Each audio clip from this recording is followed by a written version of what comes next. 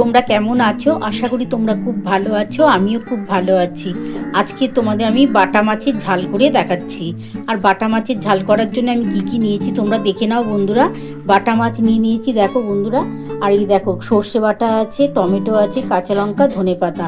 এটা দিয়ে আজকে বাটা মাছের ঝাল করছি। বন্ধুরা দেখো বাটা মাছের মধ্যে নুন আর হলুদটা দিয়ে দিয়েছি। এটা ভালো করে একটু মাখিয়ে নিচ্ছি, তারপরে আমি কিন্তু ভেজে নেব। বাটা মাছ খেতে কিন্তু দারুণ লাগে, খুবই মিষ্টি মাছ বন্ধুরা। আর এটা কিন্তু আমি সর্ষে, ধনেপাতা, টমেটো, কাঁচা লঙ্কা দিয়ে করবো বাটা মাছের ঝাল। আর এদিকে কড়া বসিয়ে দিয়েছি, কড়ার মধ্যে আমি সর্ষের তেল দিয়ে দিয়েছি বন্ধুরা। তেলটা একটু গরম হলে আমি কিন্তু বাটা মাছগুলো ভেজে নেব। বন্ধুরা দেখো আমি কিন্তু বাটা মাছের ঝাল করার জন্য সর্ষে বাটা তো দেবো। আর এই যে কাঁচা লঙ্কাটা আমি বেটে নেবো, কাঁচা লঙ্কা টমেটোটা একটু বেটে নিচ্ছি। এই যে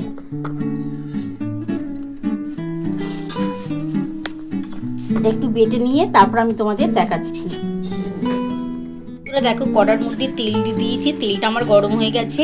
এবার বাটা মাছগুলো ভেজে নিচ্ছি। বন্ধুরা দেখো বাটা মাছগুলো আগে ভেজে নিচ্ছি। আমি আগে প্রথমে 5 পিস ভেজে নিচ্ছি, আর যে কটা বাকি থাকবে আমি পরে ভেজে তোমাদের দেখাচ্ছি। বন্ধুরা দেখো আমার বাটা মাছগুলো 1 পিট হয়ে গিয়েছিলো বলে আমি উল্টে দিয়েছি। আর এবার এই কটা হয়ে গেছে ভাজা, আমি তুলে দিচ্ছি। আর দেখো বন্ধুরা যে কটা বাকি আছে এগুলো ভেজে নেবো। ভেজে নিয়ে তারপর কিন্তু আমি রেসিপিটা শুরু করবো। বন্ধুরা দেখো যে কটা মাছ বাকি ছিল আমি ভেজে নিচ্ছি। আর এই যে দেখো যে কটা ভাজা হয়ে গেছে, আমার 4-5 পিস বাটা মাছ আগে ভেজে নিয়েছি। আর দেখো বন্ধুরা এই কটা বাকি রয়েছে, ভেজে নিয়ে তারপর আমি রেসিপিটা দেখাচ্ছি। বন্ধুরা দেখো আমার টমেটো আর কাঁচা লঙ্কা কিন্তু আমার বাটা হয়ে গেছে। আর এইদিকে দেখো বাটা মাছ আমার সমস্ত ভাজা হয়ে গেছে। বন্ধুরা আমার তেল ডিটুনি আছে, ওই তেলের মধ্যে আমি প্রথমে টমেটো আর কাঁচা লঙ্কাটা দিয়ে দিচ্ছি।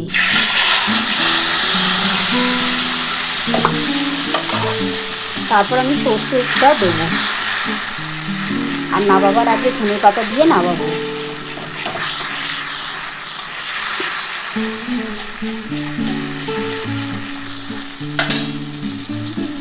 এবার আমি সর্ষে বাটাটা দিয়ে দিলাম।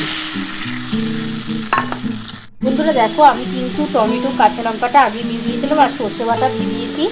এবার আমি কিন্তু নুন দিয়ে দিচ্ছি। আমি 2 চামচের মতো নুন দিচ্ছি। আর হলুদ দেবো 1 চামচ। বন্ধুরা আমি 1 চামচের মতো হলুদ দেবো। 1 চামচ হলুদ দিয়ে দিচ্ছি। আর অল্প একটু চিনি দেবো, দিয়ে ভালো করে কষাবো। বন্ধুরা অল্প একটু চিনি দিয়ে দিলাম, দিয়ে এবার ভালো করে একটুখানি কষিয়ে নিতে হবে।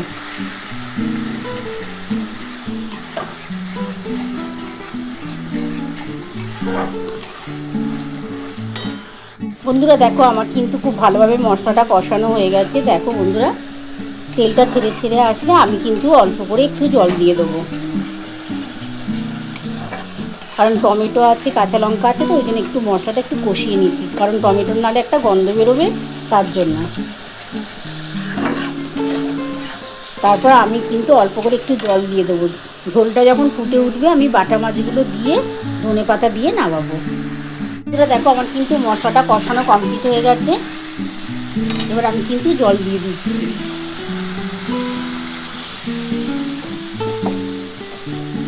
ঝোলটা ফুটে উঠলে আমি বাটা মাছগুলো দিয়ে ধনেপাতা দেবো, দিয়ে নামাবো। নামিয়ে তোমাদের দেখাবো।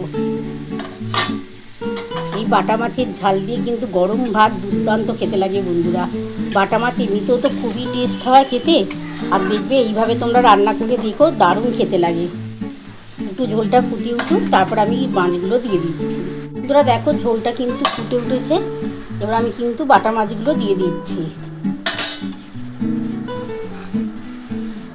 এই বাটা মাছগুলো দিয়ে দিলাম, আর 2টো কাঁচা লঙ্কা এই যে দেখো এই যে গোটা ভেঙে দিয়ে দিয়েছি। আর অল্প একটু ধনেপাতা দিয়ে নামাবো।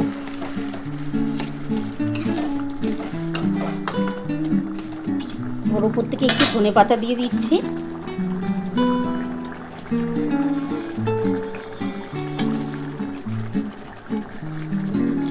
ফুটে যাক, 2 মিনিটের মতন ফুটিয়ে আমি নামিয়ে তোমাদের দেখাচ্ছি। দেখো আমার কিন্তু বাটা মাছের ঝাল নামানো হয়ে গেছে। এটা কিন্তু সর্ষে, টমেটো, ধনেপাতা, কাঁচা লঙ্কা দিয়ে করেছি।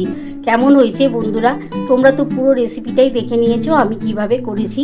তোমাদের যদি আমার এই রেসিপিটা ভালো লেগে থাকে প্লিজ একটা লাইক, সাবস্ক্রাইব করতে ভুলো না। আর কমেন্ট বক্সে অবশ্যই জানিও কেমন হয়েছে। তাহলে এরকম আরও নতুন নতুন রেসিপি নিয়ে তোমাদের সামনে হাজির হব। Thank you.